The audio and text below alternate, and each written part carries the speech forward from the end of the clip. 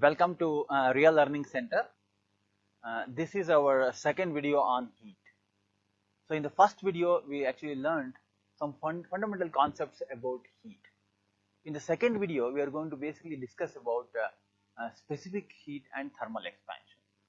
So let's see what is in store for us in the second video. So as we discussed earlier, we are actually having 6 videos for heat. Out of that, we completed first video, that is heat 1, and second video is what we are going to do now, and then we'll have heat transfer, and then we'll have change of phase, that means change of state, as the fifth and sixth videos. So now, if you have any doubts on the fundamental concepts, if you have not yet seen that video, please watch heat 1, where you can see what is the meaning of temperature, what is the meaning of heat, what is meant by internal energy. These things you will come to know in the first video. So now let's move on with the second video now. So in second video, we will specifically talk about specific heat capacity and then thermal expansion. Okay. So now let's talk about specific heat capacity. So what is this specific heat capacity? Yeah. It's some capacity, isn't it? So it is like, somebody is calling you bad names, or giving negative comments. For some time you can tolerate, and then your temperature will rise. For some people, whatever you do, whatever you talk negatively, their temperature rises very slowly. They have very high capacity of tolerance.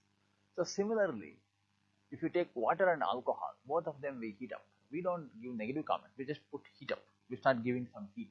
Let's say I have taken water and alcohol. You can very clearly watch that the alcohol is rising much faster than water. Though we have taken both of them 1 kg, alcohol is rising much faster and water is rising very slowly. So water is very, very tolerant. Okay. So we say water's specific heat capacity is very high. Okay. So is there some number that we can talk about specific heat capacity, in what way it is high? So you can say, actually, just to increase 1 degree in temperature. So 1 degree. You take 1 kg of water, increase 1 degree in temperature. So how much heat you need to put? How much heat? So that heat is called as specific heat capacity. In the case of water, the specific heat capacity is about 4,186 joules.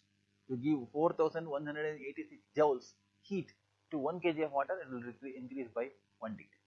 So double that if you give, it will increase by 2 degrees. Like so, whereas for alcohol it is much lower. It is almost half. You give 2,400 joules, it will rise. That is why it rose very fast.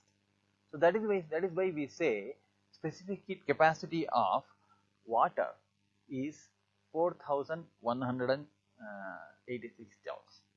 Okay, and specific heat capacity of your alcohol is 2,400 joules. So this is basically per kg degree centigrade. Okay, so this is basically specific heat capacity. So now let's look at some of the materials, and which materials have very high specific heat capacity, which materials do not have high specific heat capacity. So if you look at that kind of a table, so you can clearly see that water has the highest specific heat capacity. Okay. So let's come to that in the next slide.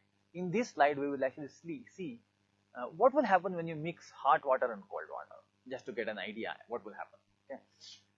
So it will become warm water, no big deal. Okay. However, we want to basically see the exact temperature. Okay. The question that generally people can ask is, let's say 1 kg of 40 degrees centigrade water you take, and 2 kg of 80 degrees centigrade water you take. Okay, we'll take it in 2 beakers, one 1 kg and another 2 kg. So now what I want to do is I take that 1 kg of 40 degrees and mix it into 2 kgs of this 80 degrees. So once you mix it, what would be the temperature? That is the question. I take a thermometer and measure. So most people I have seen, most children actually will say, this is 80, that is 40. 80 plus 40 divided by 2. How hard it is? 120 divided by 2 is 60. But it is not a right way to answer. Okay, because this is 2 kgs, that is 1 kg. It has to be more near to 80 than to the 40. There is more of hot water. So what do? you use some other technique. Let us say you have 3 subjects, physics, chemistry and mathematics, and you scored in 2 subjects 80%, in 1 subject 40%. So now what is your average? What will you do? 2 subjects 80%, 80 plus 80, and for one more subject 40% plus 40 is 200. So generally the way you calculate is 2 into 80 plus 40 divided by 3, just 3 subjects. So that is the way you calculate here also. 2 kg into 80 plus 1 kg into 40 divided by 2 plus 1. So that will give rise to how much? It will not be 60 anymore. It will be 66.66. So that is the temperature of the mixed one. Okay. So now this is easy to do. Anybody can do. There is a lot of physics involved in this. So I am not going to go very deep into that physics. So because we say why this happens, we say this happens because of conservation of total kinetic energy. When you mix it, kinetic energy gets conserved. What is the meaning of that? Total kinetic energy does not change. The kinetic energy of average kinetic energy of every molecule of the molecule is basically telling us about the temperature. So total kinetic energy is average kinetic energy into number of molecules. So this is too much of math. Let's reserve it for later years. So now let us just believe that total kinetic energy is conserved, and it's easy to calculate, like how you score marks. So calculating percentages. Okay, that is how you mix hot and cold water. Now let's move forward. As I talked about, specific heat capacity, which one is the highest? You watch carefully. Air is very low. It gets hot very fast, and water is the highest specific heat capacity. Means it is the slowest kind and it's most tolerant. So you keep heating it, its temperature will not rise very easily. So that is water. Okay. Now, what is the actual water has very high specific heat? Actually, simply we have seen from the table. And what does it mean? It actually takes more time to heat water. Okay, and it also takes more time for water to cool. So that is why you can see that sometimes when there is a pain and you do some therapy by putting water into some container and put it on this, so that it will actually pain relief will happen, and this will hold temperature for quite some time. Okay, so water loses heat slowly, it gains heat slowly, gains temperature slowly. Okay, now what is actually the what is the consequence of this? So what does in the real nature, what is the advantage of this? So let us see in 1 or 2 examples of the real scenarios of nature. So one example is you go near the beach, in the sea, even on a sunny day, in the middle of the day, you stand on the beach, and when you stand on the beach, you get some cold breeze from the sea. So why do you get that cold breeze from the sea? Does sea cool down the air on this? No, that's not what happens. What happens is there is sea here and there is land here, and land, sea and land. So the land actually gets heated up very fast. When land gets heated up very fast, the air above the land also gets heated up quite fast. Okay. Here the water is still slowly getting heated up, but the air on top of the land is getting heated up quite fast because of the land. Okay. Once it is hot, it slowly rises up. Hot air rises up. When it rises up, somebody has to occupy that area. So the air which is not really hot, which was actually on top of the sea, on water, that actually comes towards the shore, and you stand there and you say, wow, nice breeze from the sea. Okay. So all these happen when you get a cold breeze from the sea. But during the night, things actually change. What happens during the night? Do you get warm air from the sea? No.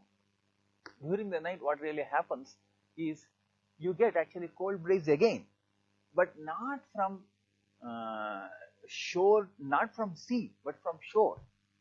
So why so? Because in the morning, water got heated. Finally, water got heated by evening slowly, and land also was hot. After that, what happened? Now sun went off, so water will start cooling down, and land also start cooling down. But land cools down fast.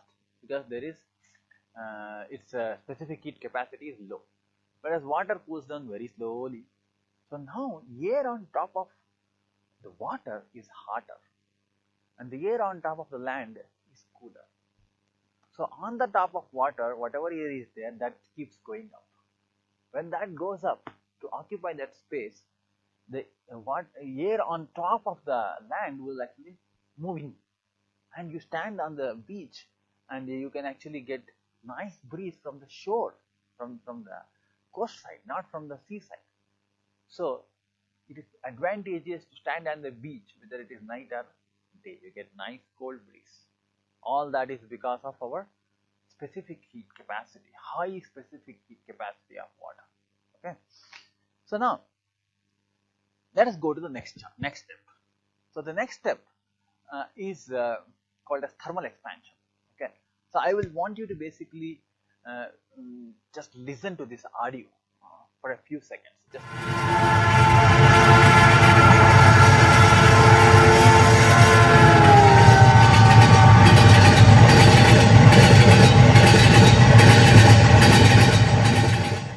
okay. So this audio, I know you all have actually identified what this audio is. Okay. This audio is definitely from a train, and you can see the railings. There are gaps in the railings, some gaps. Why do they give that kind of gaps in the railings? You know what? Somewhere in Australia, it seems one place that they forgot to give. Actually this spacing. So what happened because of that? The railway tracks became like snakes. So why does that happen?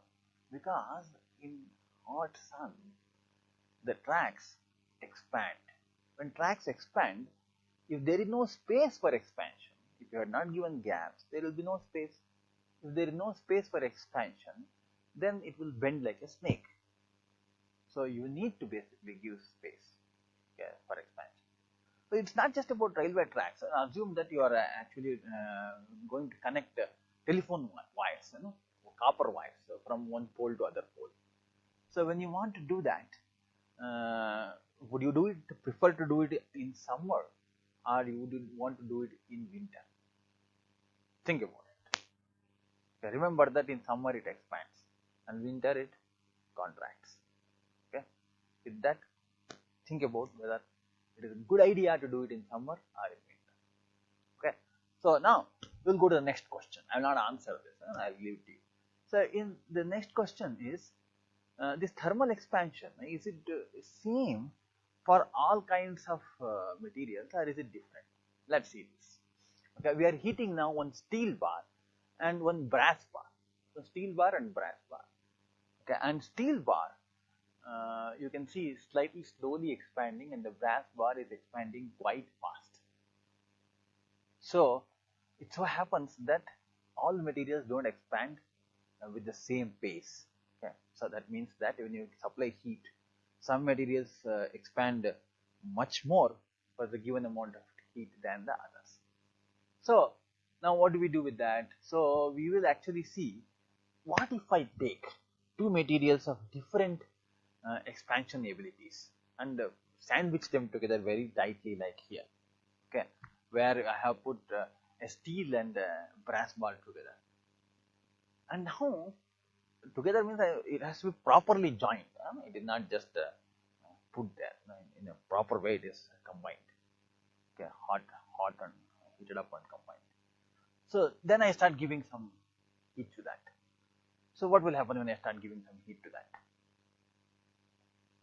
So definitely they expand. When they expand, brass bar expands faster and becomes lengthier, and steel bar becomes also lengthier, but it's not as lengthier as the brass bar. Okay. So gradually, because of that, they will start bending up like this. Okay. And this bending looks like a bad idea. Okay. But engineers, they want to use such things. So you actually heated something, it bent. How can you use it? So it's called as bimetallic strip, and it is used very vastly in many electrical equipments, like your iron box and air conditioners, many places. This is called as a bimetallic strip. What is the use of this? So you think about it. In your iron box, when you are actually ironing, after some time, if you leave the iron box like that, it still switches off. The light comes on, you can see it switches off internally. And when it gets hot again, when it gets cold again, it switches on. When it gets very hot, it switches off. This functionality is called as thermostat, means maintains statically the temperature. Okay, so that is what a thermostat does. So inside, what they would do, they simply put one bimetallic strip like this. Okay, when the temperature is higher, it actually bends and it disconnects. There is a contact given, and from the contact it disconnects. Okay, naturally when it disconnects, it doesn't get heated up. So then when it gets cold again, it will come back and it makes the contact. So simple. So that is how bimetallic strips are used. Okay, just go and look for the circuit using bimetallic strip inside the iron box. Now you can see, Google it and get the idea. So now, so we realize that they expand differently. Okay, but however, now there is some. I am also giving you one more nice application of this bimetallic strip. Now, if it make a very thin bimetallic strip, very thin. Okay. So and then if you heat it up like that, you just matchstick put and you see how it works. It actually suddenly expands like this, and when it expands, it rotates like that. And if you take that and put it inside a thermometer, you can make a thermometer out of it. Put some scales and connect something to that, and it will start moving. So you just need to take two standard temperatures and see for that temperature where is the needle. Mark the temperature on that, and then you heat it up and find the temperature through other means first, and then wherever it goes there, you mark it there with the new temperature. So that's how you make a thermometer. So this is a very interesting thermometer. It's basically made out of just a difference in expansion ability of the two different metals. Okay, so that is an application for the thermal expansion. So now, expansion of water is a slightly more tricky thing. Okay, water also expands like anything else. Okay, you have water actually is in three forms. One is ice, another is water, another is steam. All of them actually, when you heat it, they expand. When you cool it, they contract. Everything. Okay, except okay, just one scenario. In one scenario, water behaves quite peculiarly. What is that one scenario? One peculiar scenario. That we call it as anomalous expansion of water, because it is anomalous, it is peculiar expansion of water. Just one scenario. So that is actually, if you take water between 0 to 4 degrees centigrade, just 0 to 4 degrees centigrade, in that area, the water behaves very peculiar. When you heat it up, it contracts. When you actually cool it, it expands. So that is how water behaves. So this is why it is called as anomalous expansion of water. So at this time, we will just see a small graph of water. Okay, water has actually the lowest density, rather highest density at 4 degrees centigrade.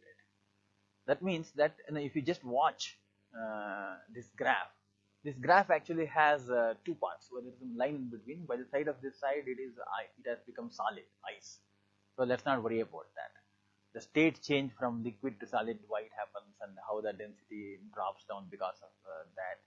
That part we will discuss in the upcoming videos. But just concentrate on the water part. On the water part itself, from 0 degree onwards, if you see 0 to 4 degrees, that area 0 to 4, that area that I have marked there, is the peculiar area where the density is increasing when temperature is increasing. If temperature comes back, density comes down. If temperature goes that side, density increases. So we are talking about here expansion. So density increasing actually means it is not, it is contracting. Yeah. Density increase means what? Density increases, means it becomes denser and denser. When density increases actually means volume decreases. Okay, when volume decreases, the density increases. That is what is happening. Volume is actually decreasing in that area. So that is called anomalous expansion. and in ice actually has much lower density than water. Okay, so that is why even in fact the ice actually floats on water, okay, because it's very low density. Now this one peculiar thing has such a great advantage for a lot of living beings on this earth. Okay, and that basically is the beauty of this one small anomalous character of water. So you take for example any kind of a lake.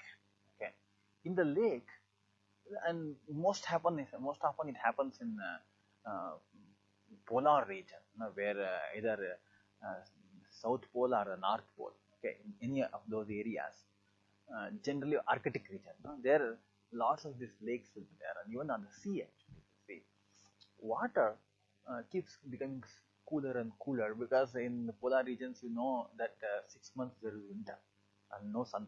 Okay, it gets cooler and cooler, and when when the air gets cooler, water on the top surface will get cooler. Okay, so now whenever it reaches 0 degree centigrade, so before even reaching 0 degree centigrade, what has to happen? It has to reach 4 degrees centigrade. When it reaches 4 degrees centigrade, that water actually goes down because it's heavy. Density is higher now, 4 degrees centigrade, so it goes down. So 3 degrees centigrade, any other temperature, okay, either 3 or 5 or 6, all the other temperatures are actually lighter than 4 degree. 4 degree highest density. So what we need to do is we should watch and see how on the top the lake may freeze. It may reach 0 degrees because 0 degrees is lighter. It is floating. It freezes on the top. Once it freezes on the top, then the ice is actually an insulator. Okay, that in the air, whatever the temperature cools down further, that will not get transmitted to the water. So water inside here will not become cooler than 0 degree at all. Water inside here will be more than 0 degrees always. Okay, and because of that, most of the life inside the ocean survive.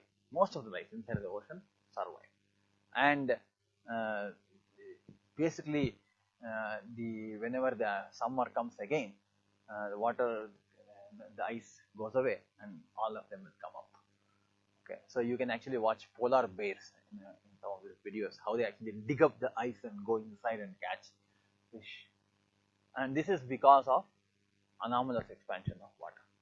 Okay, now the next thing is, why does this water behave like this in this peculiar way?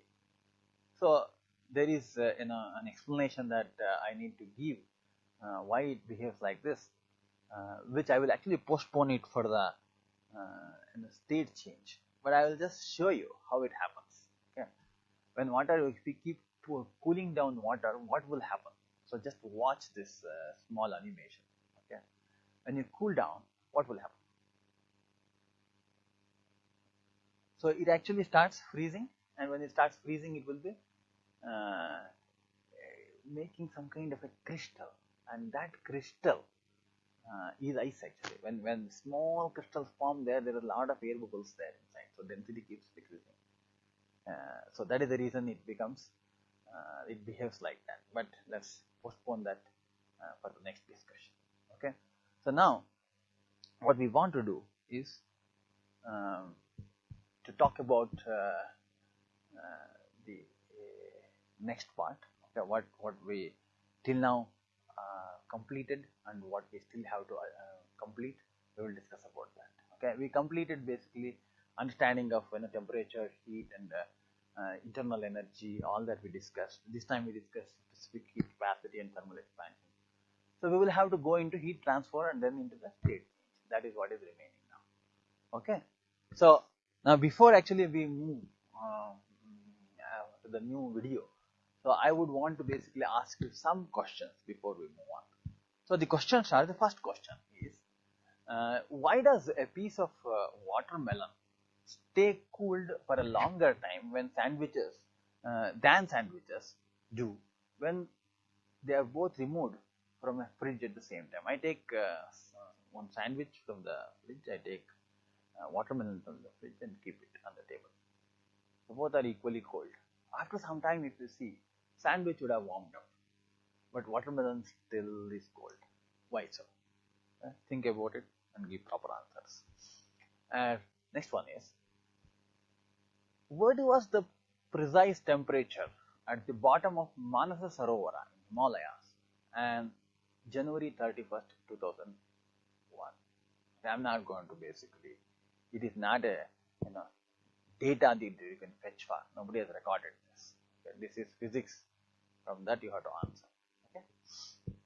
Think about when is the water highest density? Highest density means where does it go? All that you think. Okay.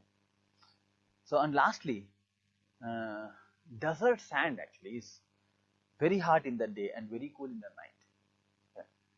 So, because of that, what can you conclude about the desert sand's heat, specific heat capacity? How much would that be? Would it be high or would it be low? Okay. Just this is the information. Very hot in the day and very cold in the night. Okay.